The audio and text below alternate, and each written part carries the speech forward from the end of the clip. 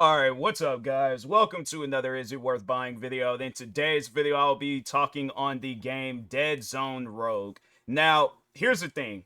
I like this game. I think the game is good. But my issue is with the game is that it doesn't have no save progression. So let's say for an example, you're playing the game, you get halfway through playing it or getting halfway through like a mission of some sorts, and yeah, overall, like, you're just sitting down playing the game, something comes up, you gotta step away for a little bit, but you're like, okay, I don't want to leave my computer on because I might be gone for a long period of time and stuff. So yeah, let's say for an example, you do play the game, but or even if it's on some stuff where it's all like, like, I guess, like, to even extend out your you being away from the game. Let's say you're going on a trip, but the night before you are playing a little bit of Deadzone Rogue.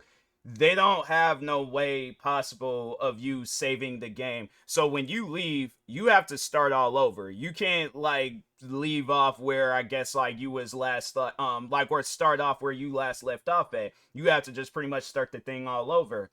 I'm not a fan of that. And I know there's people gonna be all like, oh, well, it's a roguelike game. Yeah, and then play, I think the one, that card game, Balatro. Hold on for a second. Let me see that game real quick, because I think Balatro is a roguelike game, but they don't have it set up where it's like roguelike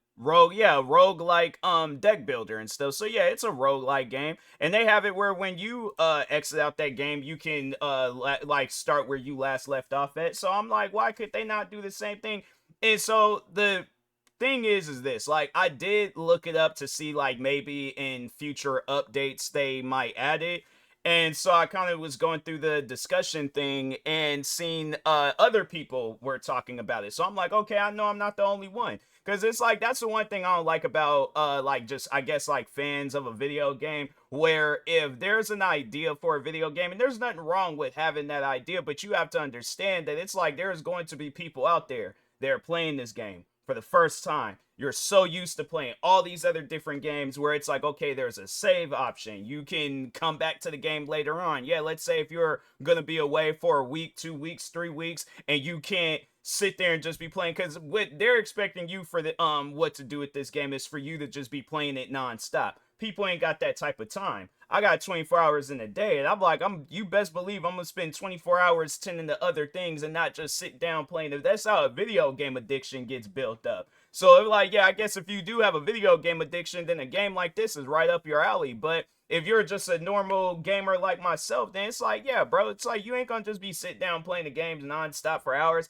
And that's what it was like. What was so upsetting was that I didn't even die. I just wanted to see what would happen if I had exited out, and they had me start all the way back at level 1. And I'm like, fam, ain't nobody trying to do that. Like, that's something where it's like, okay, because you have to sit down and think about it, right?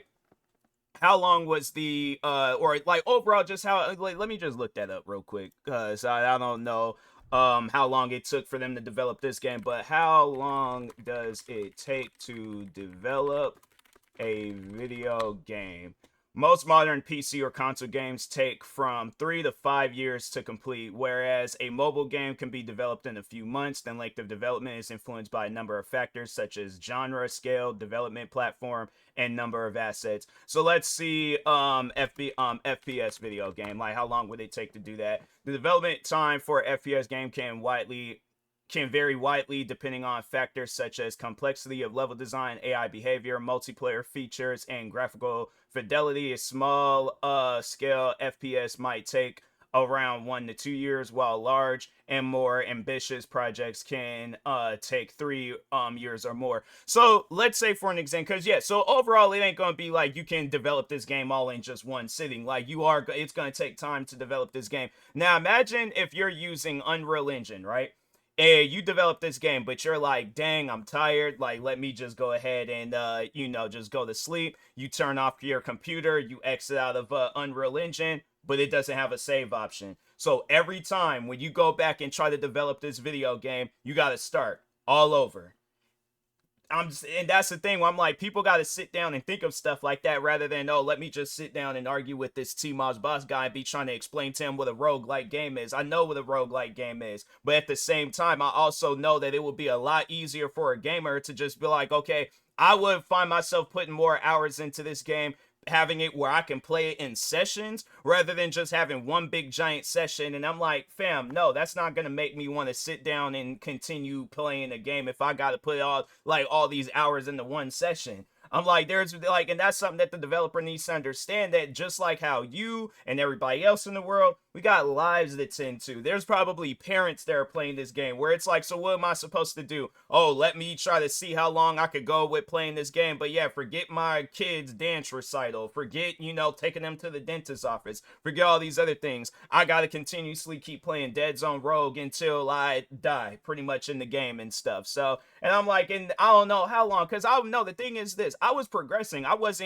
There were like some moments where I thought I was going to get killed, but I was like, nah, it's relatively easy and stuff. So and they do have it. That's like the one thing that I do like, is that every time when you get through a room, there's like perks and there's different things that you can pick up to help out your character. So that's what my idea was that they should have it where when you go, because they have like these areas like after you went through a certain amount of rooms, because no, and there's a game that I'm going to reference where it kind of reminds me of Deadzone Rogue, but no, they have like these safe rooms that you could go to where you can do like some upgrades and stuff, but there wasn't no like option in that room, unless I missed it, but there wasn't no option in that room to save. So that's why I'm like, fam, have it where it's like, yeah, maybe have it where I can go to that area, not just save like right there in the middle of the room, but have it where I could go to them safe rooms and save the game. Then I'm like, oh, okay, at least then I'm not losing my progression. But at the same time, I'm like, oh, let me pause right here in the middle of a mission. No, like that, okay, I can understand that.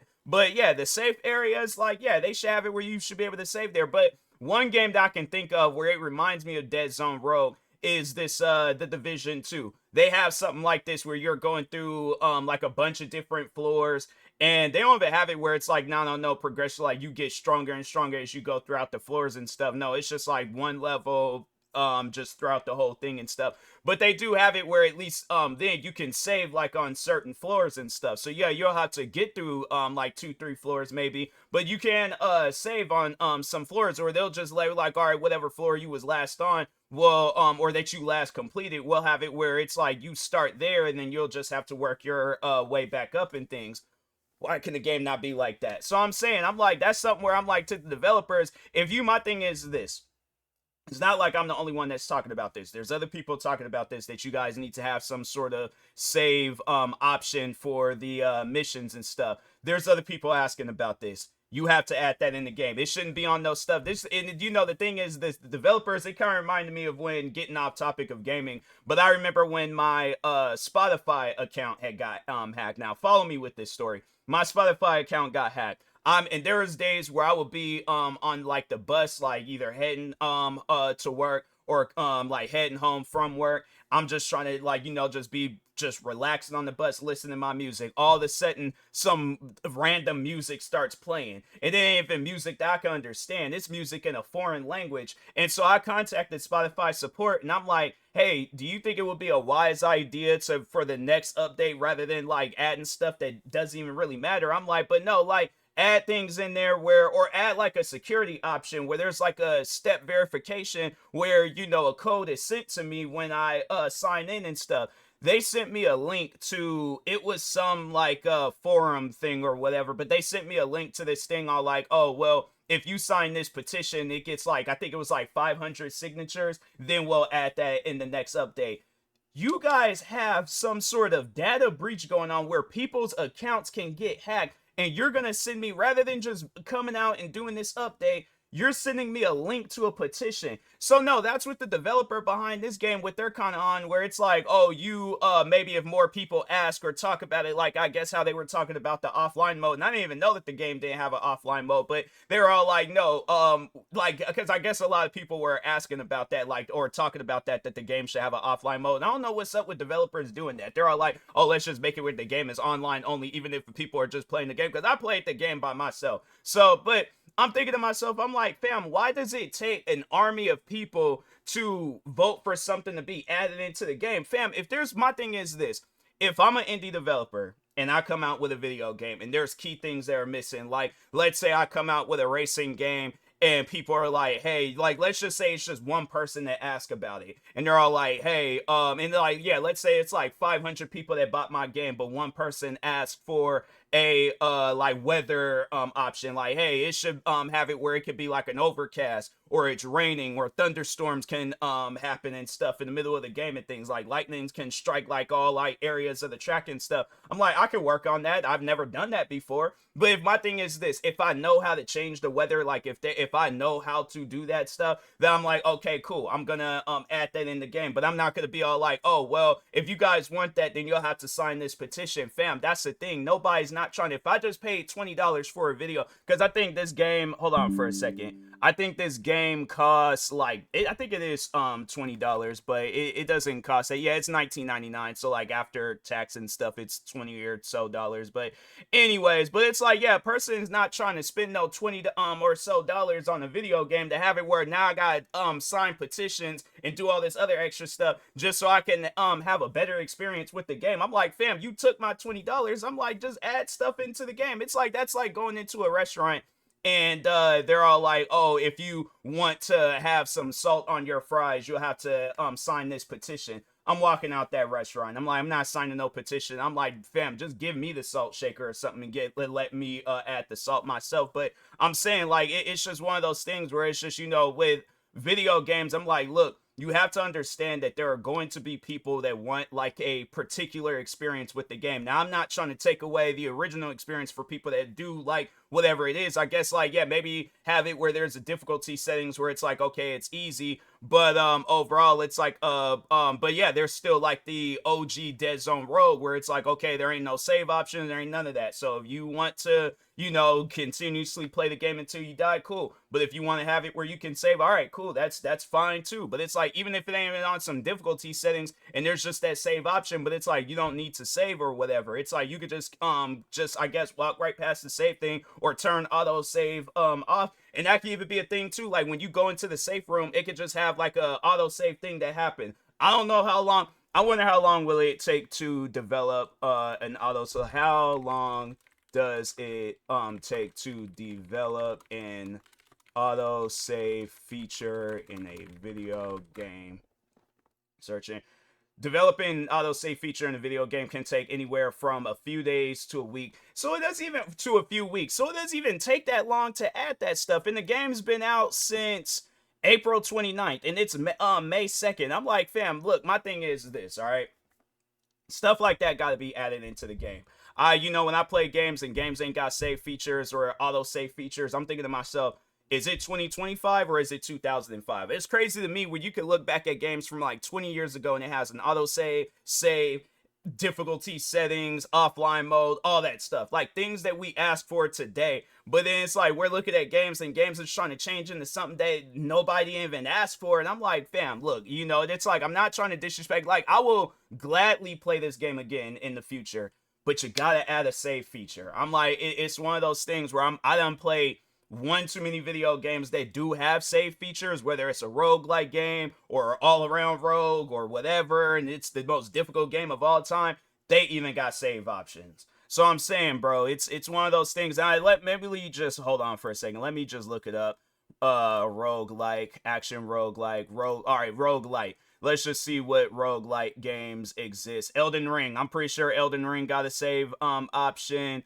Let's see some other. Let's go to the top rated because there's like when you go to new, there's games I never even heard of, and with some of these Risk of Rain 2, I feel like that game might have like a rogue. Oh no, there's actually this game where somebody, I was looking through the discussion part of Steam where somebody was talking on this game, RoboQuest, and I guess they just recently added a save option, or at some point in time they added a save option, but I know for a fact, Balatro, they do have it where you can like exit out, continue where you last left off at, and I'm like, fam, I'm just saying, like, things like that, it needs to be added into a video game. But anyways, with that being said, I know people are probably wondering, like, so should I get this game or should I not get this game? If you're worried about losing out on your progression, then I would probably recommend passing up on this game. But if that type of stuff don't matter to you, then yeah, go for it. I mean, the game is fun. Gameplay is pretty decent. It wasn't anything like I was struggling with or I couldn't get past the first mission. Like, no, the game is it's relatively easy. Like I said, I didn't even die when I was playing the game.